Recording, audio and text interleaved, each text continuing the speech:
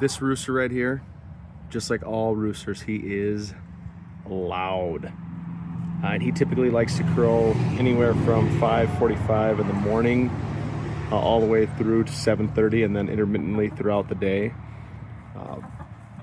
But right, that loud sound really is only an inconvenience during those times. Otherwise, when he's crowing at what, 1 o'clock, 2 o'clock, 3 o'clock, I really don't see any difference than a loud highway, right? Cars coming by, a dog barking, a lawnmower going, somebody sawing away in their garage.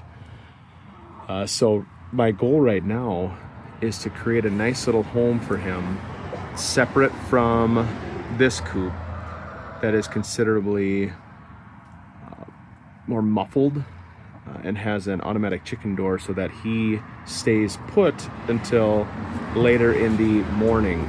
So when he does come out, say maybe 10:30, he is not waking anybody up, and anybody that is still sleeping potentially should be waking up regardless.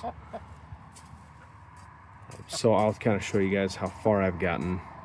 The location for his little quiet box in his coop, I don't know which hens to take just yet, but I'll probably put 2 hens in there with him to keep him company. Because right now I've been taking him and I've been placing him in this little box every night and putting him in my garage, which is not something that is sustainable. But I do still see value in keeping a rooster. It's maybe tough to convince people of that, especially when I'm not free ranging them. But the idea of getting fertilized eggs and being able to potentially incubate eggs is, I think, worth the time and effort to keep one. And obviously he is, dare I say, gorgeous. But anyways, the spot where I'm gonna put this is right here.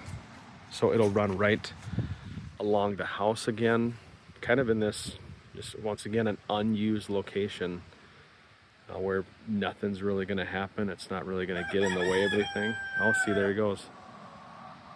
But then hopefully eventually, if I can kind of trim this out and get some sort of passageway between the two, right, it'll allow them to get used to roosting over here in that quiet box, come out, intermingle with all the chickens, but then at night make their way back to that quiet box. And only time will tell, but like I just mentioned before, I think it is worth the time and effort to see if I can get it to work. There we go. So here's what we got so far.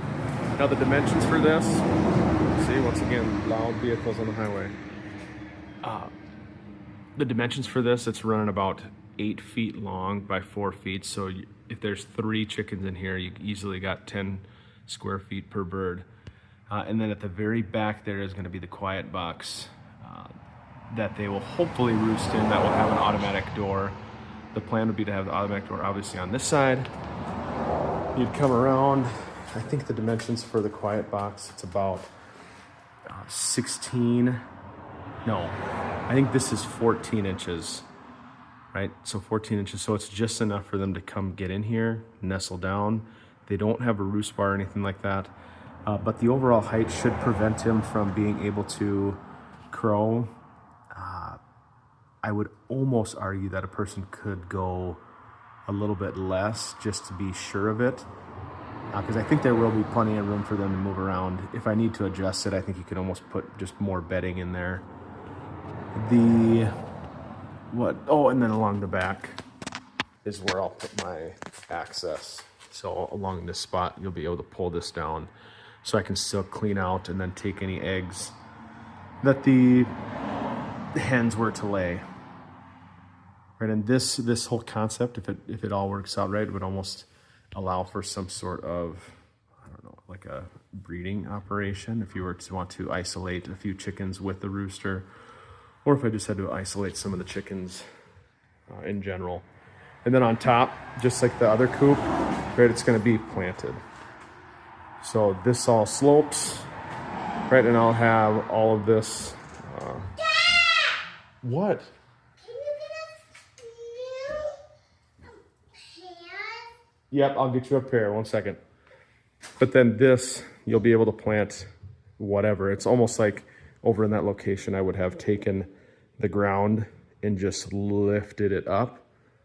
So worst case scenario, I could just plant some clover in here, something along those lines that maybe would be beneficial to pollinators in the future, right? And I think that's something, the idea of planted roofs and then hiding some sort of livestock down below is very beneficial on any sort of small property where space is super important, or every little bit of space. So, but anyways, I'll update to see how this all works out. And like I mentioned before, only time will tell, but I think it's worth the effort. Anyways, thanks for watching.